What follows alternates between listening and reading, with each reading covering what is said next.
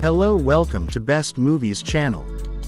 In this video, I introduce a famous American legal drama film, 12 Angry Men. The film tells the story of a jury of 12 men as they deliberate the conviction or acquittal of a teenager charged with murder on the basis of reasonable doubt.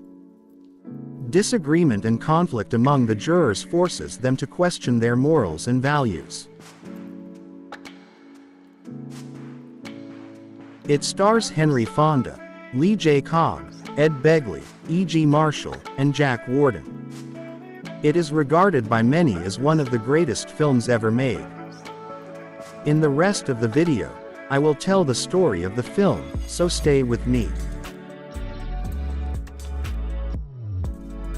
The story begins in a courtroom where an 18-year-old boy presented as a member of an unspecified minority group. Though several interpretations of the film concluded he is Puerto Rican from a New York City slum, is on trial for allegedly stabbing his father to death. Final closing arguments are presented, and the judge then instructs the jury to decide whether the boy is guilty of murder. The judge further informs them that a guilty verdict will be accompanied by a mandatory death sentence. The 12-man jury retires to a private room, where they spend a short while getting acquainted before they begin deliberating. It is immediately apparent that the jurors have already decided that the boy is guilty, and that they plan to return their verdict quickly. Without taking time for discussion, with the sole exception of juror number 8 starring Henry Fonda. He is the only not guilty vote in a preliminary tally.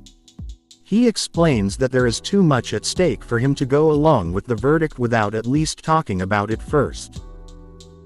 His vote annoys the other jurors, especially juror 7 starring Jack Warden, who has tickets to the evening's baseball game, and juror 10, who believes that everyone from slum backgrounds is evil.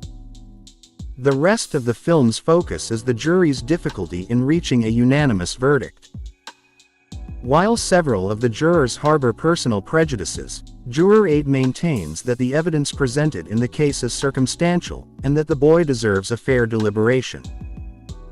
He calls into question the accuracy and reliability of the only 2 witnesses to the murder, the rarity of the murder weapon, a common switchblade, of which he has an identical copy, and the overall questionable circumstances, including the fact that an elevated train was passing by at the time of the murder. He further argues that he cannot in good conscience vote guilty when he feels there is reasonable doubt of the boy's guilt. Having argued several points and gotten no favorable response from the others, Juror 8 reluctantly agrees that all he seems to be accomplishing is hanging the jury. He takes a bold gamble. He requests another vote, this time by secret ballot. He proposes that he will abstain from voting, and if the other 11 jurors are still unanimous in a guilty vote, then he will acquiesce to their decision. The secret ballot is held, and a new not guilty vote appears.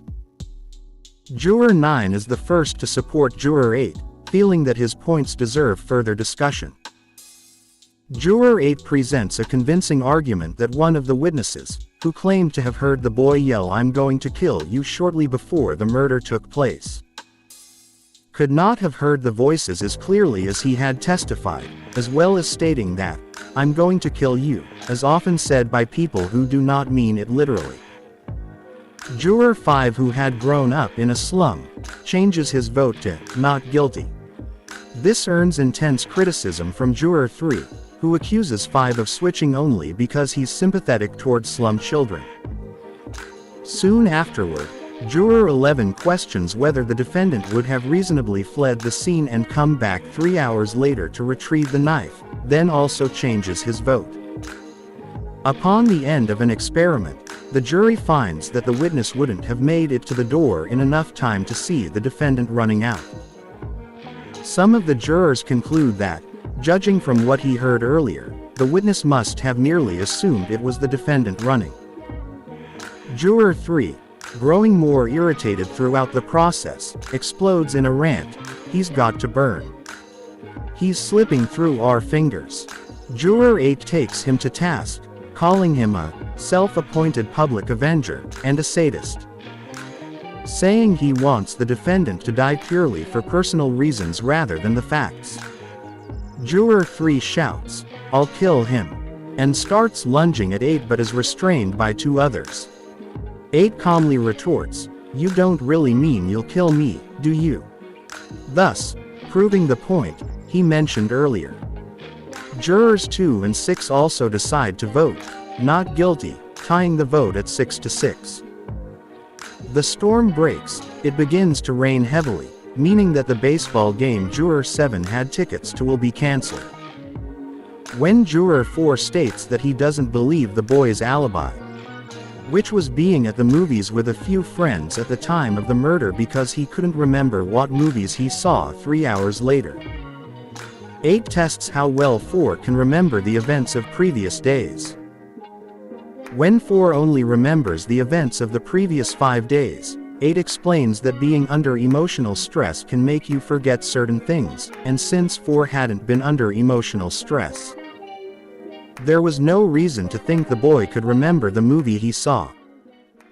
Juror 2 calls into question the prosecution's claim that the accused, who was nearly a foot shorter than the victim, was able to stab him in such a way as to inflict the downward stab wound found on the body.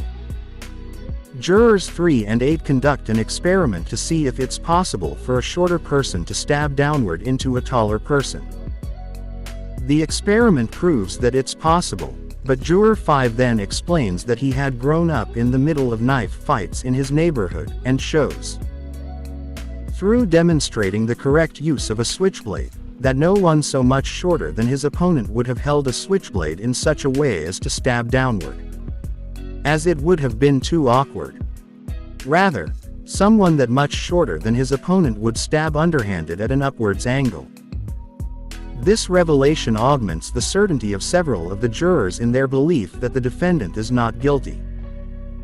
Increasingly impatient, Juror 7 changes his vote just so that the deliberation may end, which earns him the ire of both Juror 3 and Juror 11, who were then on opposite sides of the discussion. Juror 11, an immigrant who has repeatedly displayed strong patriotic pride, presses Juror 7 hard about using his vote frivolously. And eventually Juror 7 admits that he truly believes the defendant is not guilty. The next jurors to change their votes are Jurors 12 and 1, making the vote 9-3. The only dissenters left are Jurors 3, 4, and 10. Outraged at how the proceedings have gone, Juror 10 proceeds to go into a rage on why people from the slums cannot be trusted, of how they are little better than animals who gleefully kill each other off for fun. As he speaks, one by one the other jurors turn their backs to him, starting with Juror 5, until only Juror 4 remains. Confused and disturbed by this reaction to his diatribe, Juror 10 continues in a steadily fading voice and manner, concluding with the entreaty, "Listen to me. Listen."